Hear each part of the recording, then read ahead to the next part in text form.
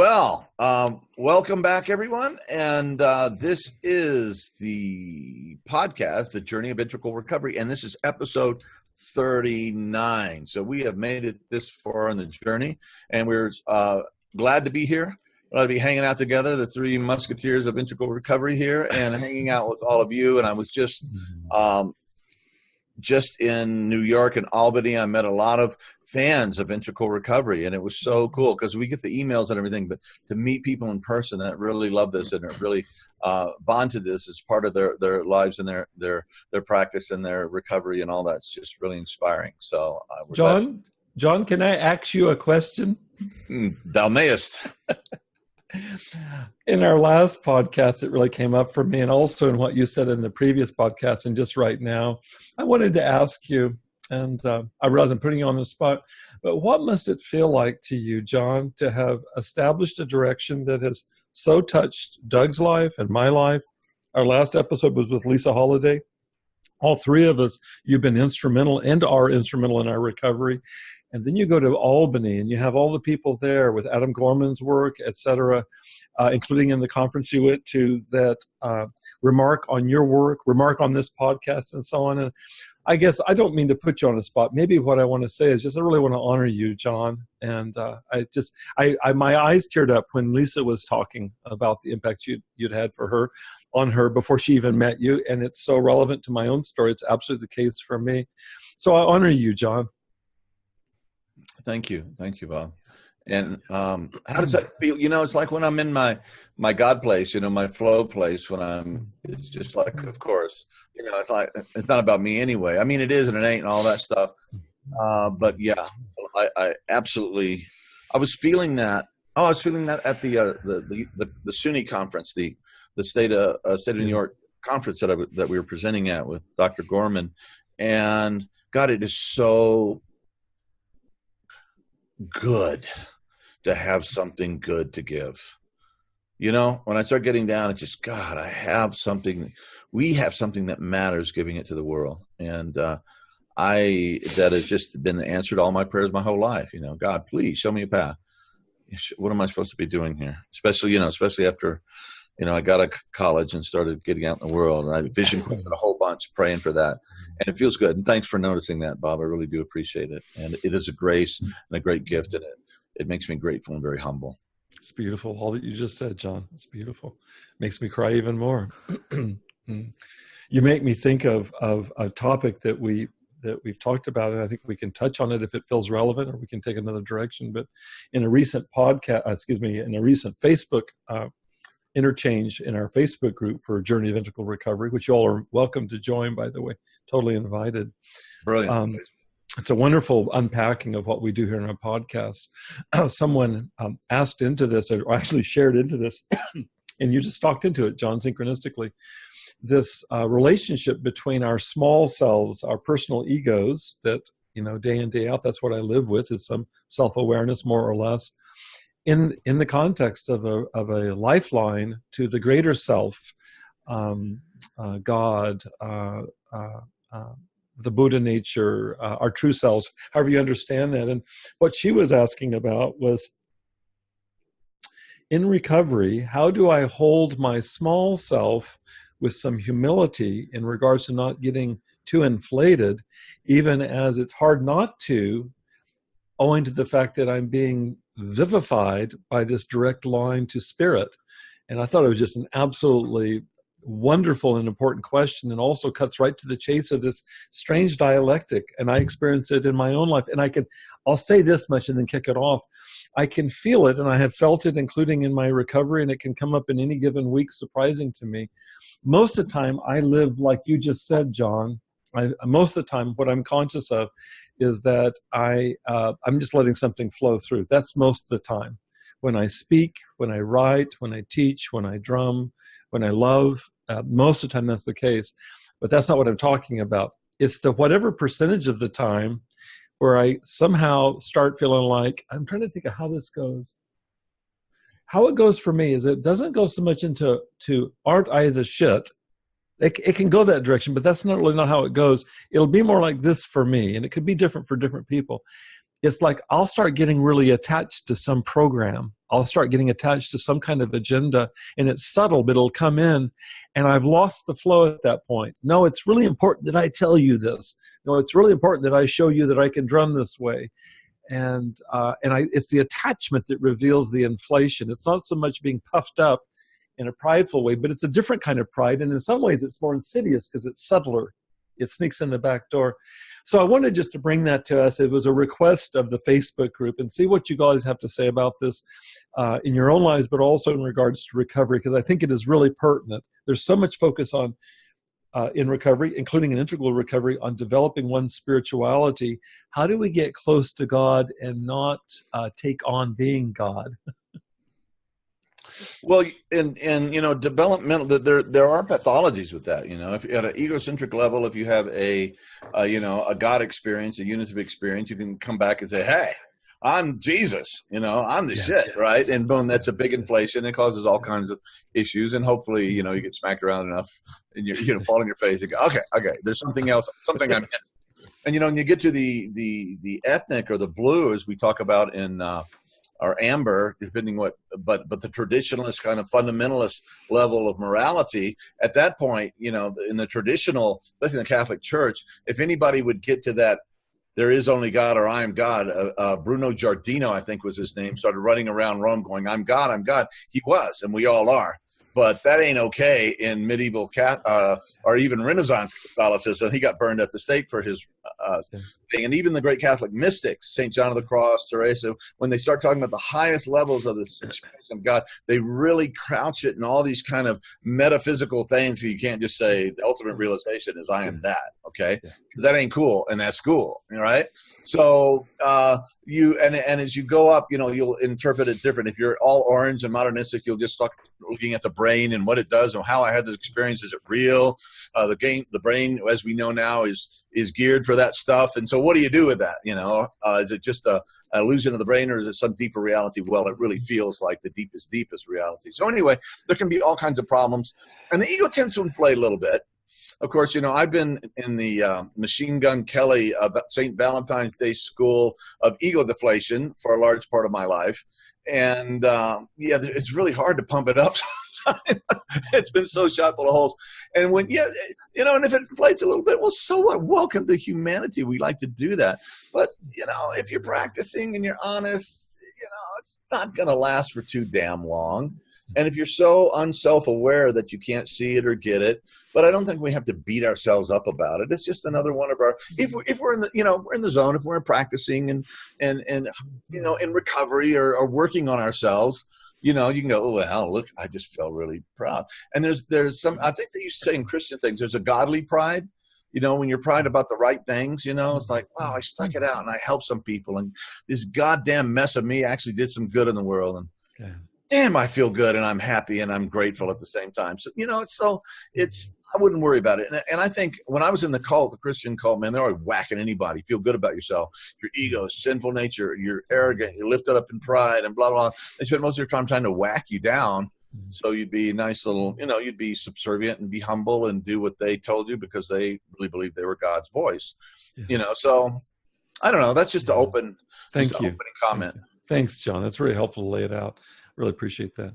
Now, Doug, how about you? I think that the glimpses of that are really important, particularly as we're working on making reparations to our underdeveloped ego for those of us who struggled with a sense of small s self, getting it, back to that baseline in the first place, those glimpses of I am that and the power and the majesty and the grace of what that is are a really important motivator. But we remember too that with those, in spite of those glimpses pulling us forward, this sack of bones here sitting talking to the chair is not perfect, is not always that. It has desires and drives and makes all kinds of mistakes still, and it's the constant movement towards the potential of what we can, remembering what we are and continually evolving towards it, that I guess is important to keep in mind, because there's a difference there between what I know I am and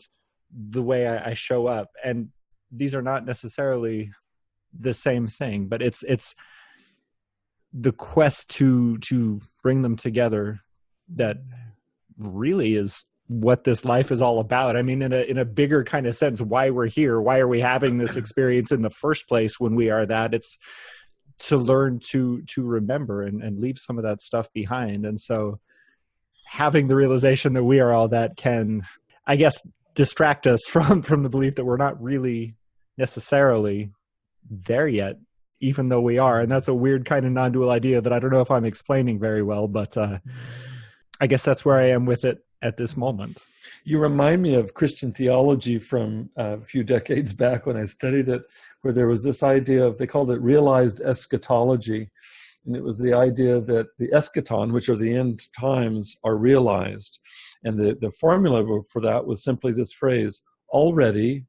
but not yet. And it just came to me as I was listening to you right now, Doug, that there's a way that we already are that, and that's true, and that's only ever been true, and always will be, and also that we're not yet that, which calls, John, what you were saying in terms of really holding a healthy relationship to humility. And the paradox is that both of those are true simultaneously. I am that, and I sure as hell ain't that. Or I ate all that, whatever it would be. It's like holding both of those. It's like going east on a westbound train.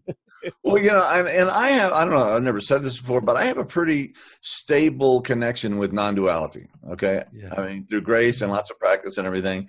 But, sometimes, okay, I get all that, really, but I'm still an idiot. Okay, well, I guess this, the old myth of when you get that, all your problems disappear and you're just, blissful and happy all the time. No, I go back into my silly, making mistakes, ego self. And however, it gives me a foundation that my heart desperately needed, to my sensitive, super sensitive, empathic self needed that kind of, I need that to fall back on and be in. There's something that shifted for me around this, John. You just provoked it. I want to ask you guys about this. In fact, I just recently had a conversation with one of our community here in the integral community. It was around self-compassion. And I've been really surprised and amazed and gratified by this, is that when I'll move into the old reflexive self-judgments, in will come just what you just said, John. And actually, for me, it's interesting for me because I don't really hold theism in my front yard. It will come in as if it's God's perspective, and it will be God's mercy on my falling down on my face. It will be God's mercy on my imperfections, on my impatience, on my blowing my top, the various things that can go sideways that I've only ever been ashamed of. And I'm a work in progress on this, but it's palpable for me that there'll be oftentimes, if not immediately, pretty doggone quickly. It just came up this last week, and I can't even call up the example of it. What was amazing to me is something shitty happened. I probably perpetrated it, and in came grace uncalled for. I wasn't looking for it. I didn't drop to my knees. It dropped inside of me, and I'm really so grateful for that. And I really do believe, in the spirit of all of our conversations, it's a fruit of the practice, particularly for me, the forgiveness practice. I've needed to open up an aperture that was just practically sealed off like Fort Knox. And now what's happening is that, almost as a knee-jerk reflex, in response to judgment from inside and even outside, you guys, even outside, when it comes from outside, like in the university, I'll have interactions that could just shame the shit out of me for whatever reason. There's like a mercy that comes in that doesn't forget who I am, warts and all. And I'm so grateful for that. I take no credit for that other than, like your Sam Sneed story, John, from the last podcast, is that I'm practicing a lot, and it seems like I'm getting luckier. Yeah. There's one of the, this also relates back to episode 38 that we talked about with Lisa, and the importance of creativity practice in your recovery, because part of its power is that it forces us to confront that part of ourself, that part of our nature, in whatever your particular creative practice is. And, it can come in any form, but forces us to come face to face with the difference between small self and big self in a very real way. It forces us to confront our shame and our fear and our self-doubt, and there's nowhere to hide as long as we're leaning into it. And that is the edge of growth. That is where we move forward to. There's a really famous audio clip, an interview in which Ira Glass talks about the difference between where we are and where we need to be when we're creating great art. For example, I'm writing and I know I have this story inside me, and I've read all these great writers and I have this vision of what my book can be, except it's not there. And the same is true for guitar players, for artists, for whatever your calling may be. Even drummers, Bob. Thank you, John. I felt so left out. Well, it's hard to believe, but even drummers. I'm sorry. Go ahead, Doug. Our creative practices allow us to continue showing up and looking at that gap, that chasm between where we are and we need to be, and leaning into it with all the courage and vulnerability that we possess and continue to develop more. And that's what meditation practice does too, as we recognize that we are that and always were. And the difference between our small self gives us a much clearer picture of the difference between the two, where we are and what we are. I just had an aha experience listening to you, Doug. I've never once connected this till right now, you guys, is that one of the 2 or 3 most respected creativity researchers on the planet is at Harvard. His name is Albert Rothenberg. And I think I've mentioned him here before. He's the one that has the theory of creativity.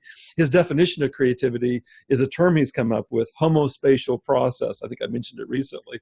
But it's the idea that no matter whether it's in scientific endeavor or art or any other form or manifestation of it, it's the bringing 2 things into the same space, homospatial, the 2 things into the same space that were previously seen as incommensurable. That is, they don't mix. I never thought of it till I was listening to you, Doug, is that that's really what I'm struggling with this question that that came up in the Facebook group is, how do I hold the small s self that has good reason for humility, but hold that in relationship to the great self, the big S self, like you said, John, godly pride. How do I hold personal humility in the context of godly pride and hold both those together? And if I hold that together the way that you were just talking about, Doug, could there be any more existentially centered creative process than that alone? It's just a pure creative process of holding the tension of those 2 apparent opposites. And out of that comes our growth. But how do we grow without getting inflated? Well, then we're back. Then we oscillate back to a little bit of humility, but don't lose your touch with your connection to God, and so on it goes. Keep practicing. Really appreciate that, you guys. It's really helpful to talk this out with you guys. Yeah, thank you. Yeah, I had a vision, believe it or not, today, and when I was meditating this morning, I used getting ready. I always use Doug's warm up track from Stealing Flow. That gets me in the zone. And anyway, then I was using it hasn't been released yet as of this recording, but it's called Strong Medicine from Nadja Lin in Berlin. She's a recovery sister and a great artist, and she's just awesome. Every time I'm in Berlin, I stay with her, and we've had a great relationship over the years. And so I listened to that for 22 minutes, and then I did the 20-minute Deeply Theta, which we just released a few days ago. And I had this vision. I was thinking about the same thing, It's like, what do we do with this stuff? And I had one of these moments of, God presence, or just, warmth and beauty and bliss and peace and just infinite expanse. And then what happens when we have that, we can take that connection and we can bring that back to the small self. Okay.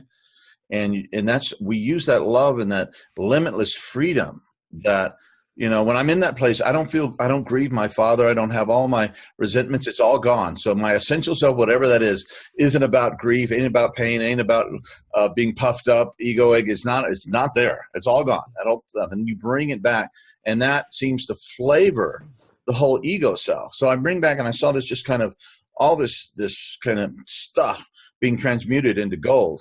Okay. And then I had the vision, this is a visual thing, that this enlightened Buddha, godlike creature of the vision was going, then once it had taken that back into the individual ego and cleaned and transmuted all that deficit into asset, into beauty, into creativity, into love and compassion and intelligence and all of that stuff and forgiveness, was able to go out into the world And as it went out in the world, there was all this dark stuff, and it was, as it was touched by this love from this enlightened being, it started turning into gold. It was transmuted. And that's the old alchemist thing, take the base metals, lead and whatnot, and turn it into gold. And of course, that was symbolic in Jung's opinion, and probably mine too, that was symbolic of the inner work of taking all our hurt and our pain and the hatred and despising ourselves and the whole thing, and transmuting it into higher consciousness and love and capacity and compassion. So that were the vision. Jung would call that a very big vision. He talked about, in our lifetime we may have a few big dreams. That's incredible, John, what you just shared with us. Thank you so much. So thank moving. you for letting me share it. It just got more real in the telling. Amazing, John. And the other thing is, you guys have talked a lot about, your shame and stuff in this ongoing journey. These podcasts are really a journey. It's well named. And I just see you two as some of the most beautiful people I've ever met in my life.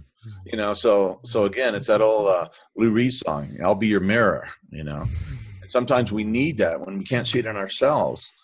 We just see the darkness and the hurt and everything. When how's the song go? It says, when you think the darkness has your mind, and inside you're twisted and unkind. Let me stand to show that you are blind. Can't see it, but I can see it. I'll be your mirror. So. I want to tell a story here, John, and it's about you. It's actually about you and your wife, Pam. And I don't think I've told you this, Doug. John, you and I were in contact early on, and then we met in Boulder for the first conference, which was the Buddhism conference, the Fourth Turning Conference, which is the basis of Ken's new book, in fact. And I met you, and I was staying at a hotel. I didn't understand Boulder, so I got this hotel that's on the outskirts of town, Doug. So I'm nowhere close to town. I don't know what the flip. It looked like it was close on the map, but it's not. And so I couldn't walk, or it'd be like half a day to walk there. So John and Pam, who were living right in the center of town, like 2 minutes from where it was going to be held at the Integral Center, would drive out to meet me. So I still remember the first day, John. I can remember you turning the corner in your truck and coming into the hotel and picking me up. First time we'd laid eyes on each other. We got in there and we got to talking immediately. And somewhere in that first day, you and me and Pam were together. In fact, I think maybe it was Pam that brought me back that night. And I think somewhere across the course of that day, I shared with you guys my story. I was too ashamed to share it with you through email, my story of my own addiction, which you knew about, but the horrible consequences of my addiction, which had included the loss of a tenured professorship in the university, and subsequent to that, the loss of my license as a clinical psychologist. It was too painful to talk about. It really was, and we talked about it, and I can still remember it was actually talking to Pam on the way home that night. And it was your spirit with us, because it's all mushed together for me.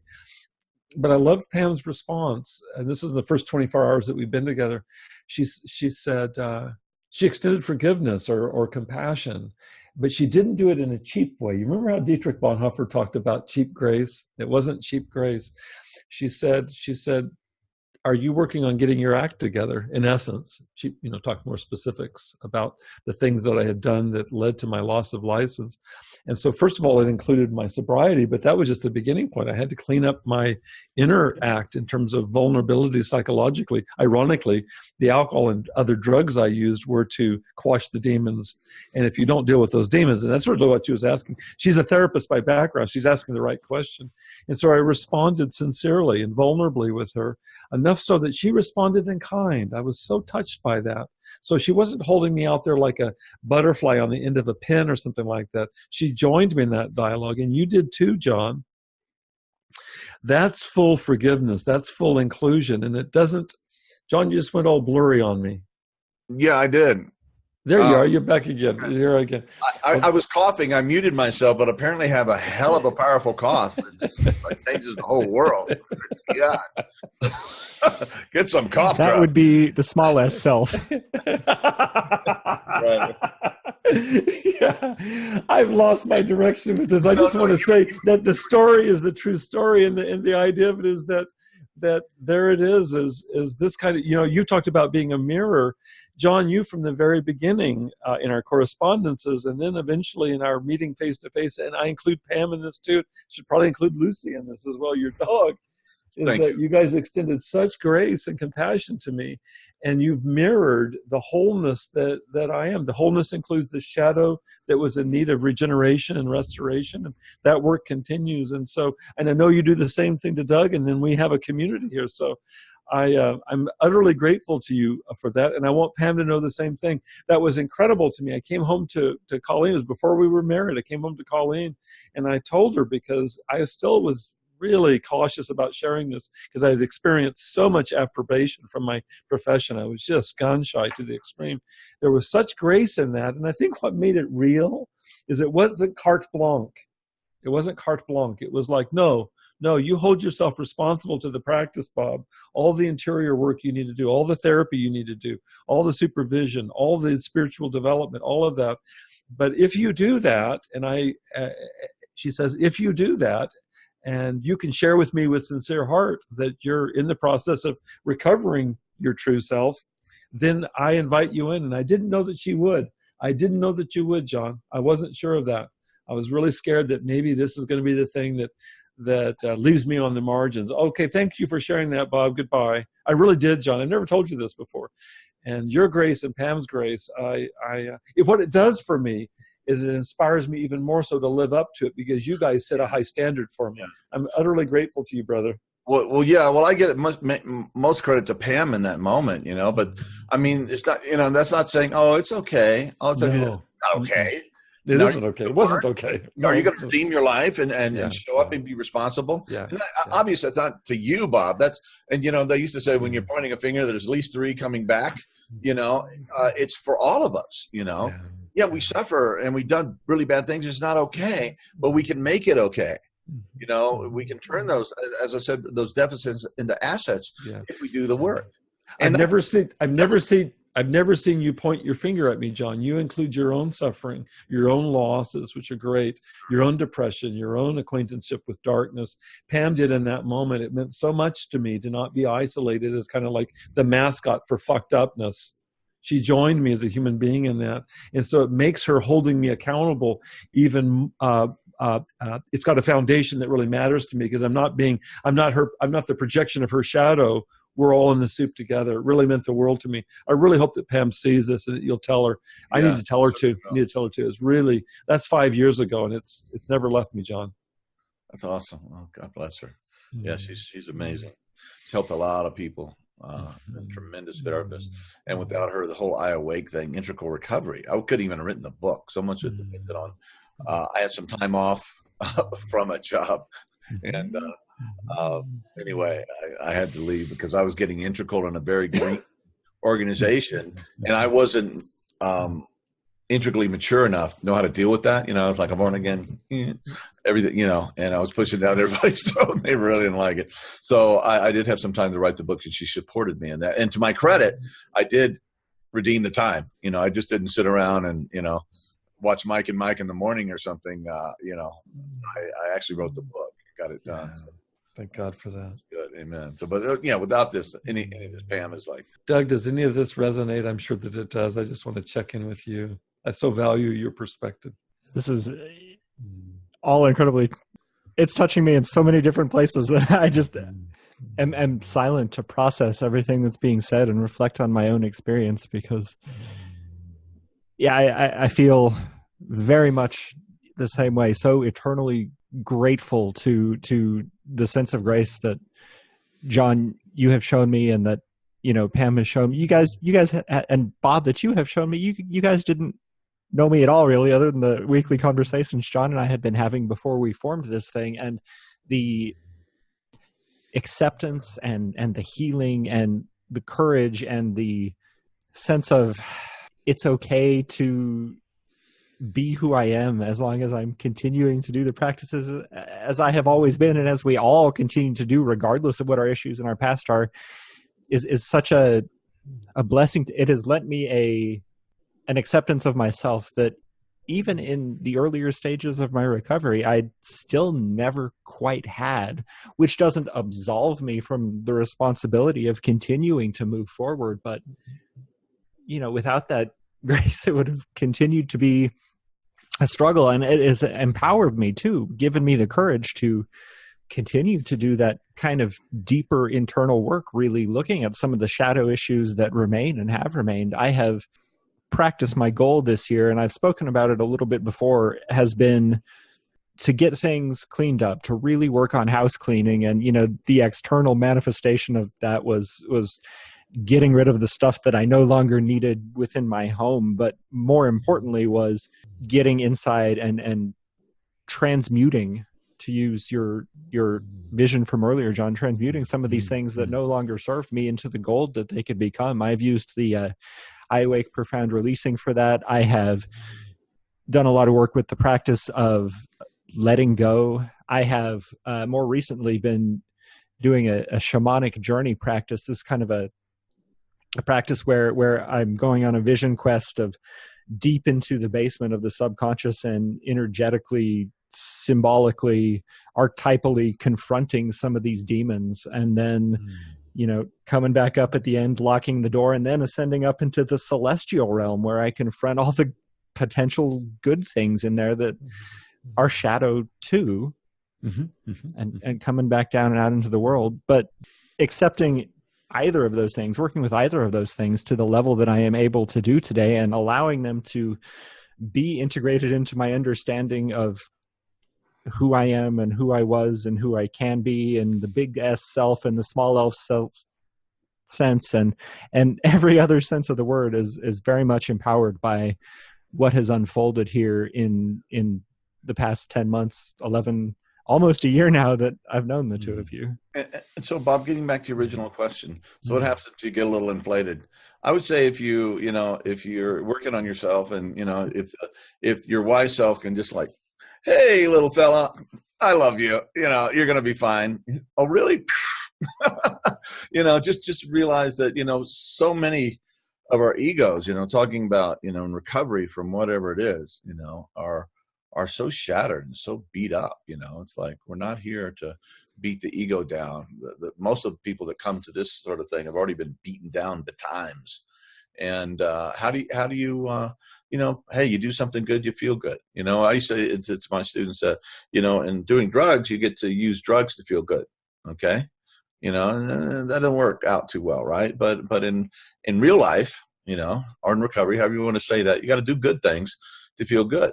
And so if, I don't know, I just think the universe is so faithful to, take our little moments of, even if it's twisted and it's a little arrogant and everything, I'm like, okay, among the great sins of the world, it's probably not one of the biggest, so I wouldn't worry about it too much. Let me share something, John. It's been bugging me as we've been talking, because it's been on the fringes of my awareness, and so right now I just looked it up. I want to share two things with you. This is a quote from the Tao Te Ching. This is Lao Tzu.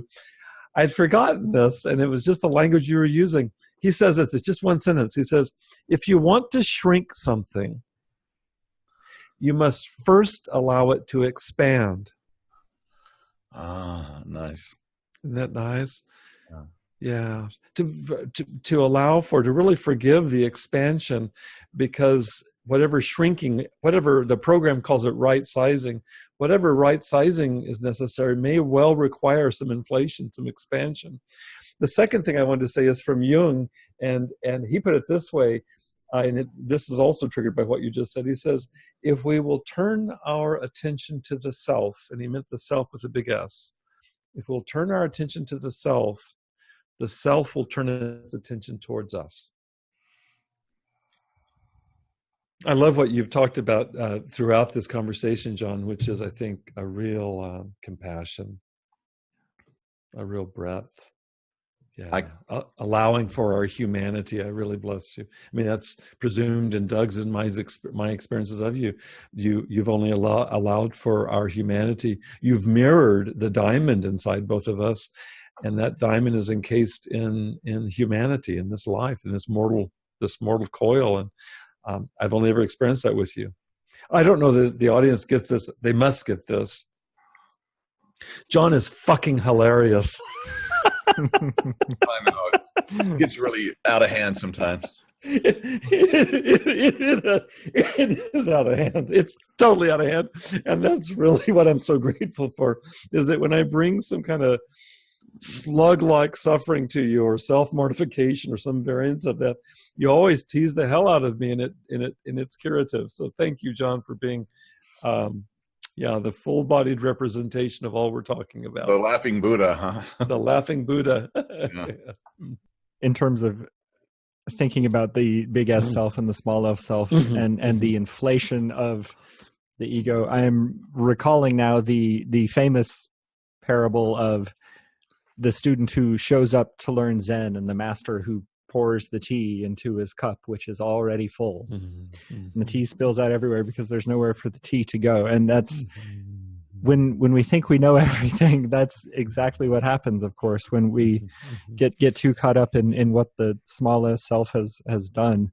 There's no room left to learn anything. And being in the presence of other people who are on the journey, of other people who are, because everyone has the potential to teach us something if we can humble ourselves enough to listen. That's a lesson there, and that's important to remember, that we do make progress in recovery. We do learn things on our meditative path, on our spiritual journey throughout this, but allowing others to continue to teach us and leaving the space for that is one of the gifts of being part of this community, and that both of the two of you bring, and that hopefully we can all continue to give one another.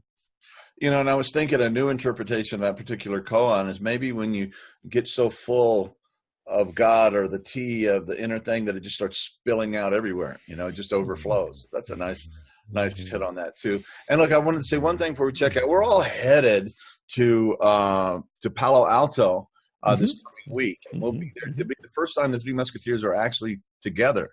I mean, physically.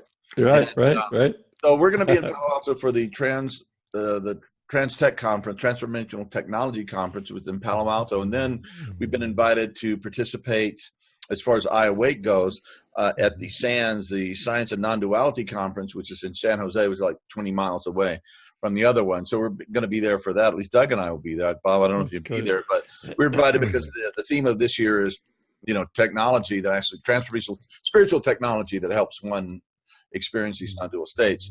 So if anybody's around that area and you'd like to, get a hold of us and like to say hello or have tea or coffee or work out with us in the gym or play tennis with me or something like that, let us know. Okay. You have the contact information. And the three of us were I'll speak for I'm very excited about actually getting together with you guys. Totally. Beyond. I'm bringing guitars, a guitar for me, and because we're driving. We got a lot of stuff to bring for the Bobby's bringing some drums. He's bringing some toys too, so we're gonna play a lot of music and have a lot of fun together. Yeah, Doug, maybe we can put this out on the website, because I know this podcast will be delayed in its production, but we can put this out on the podcast on the Facebook group in some form, because we may have members up there who are interested and able to come see us. That'd be awesome. That'd be great. It's a great idea. We definitely should. Yeah.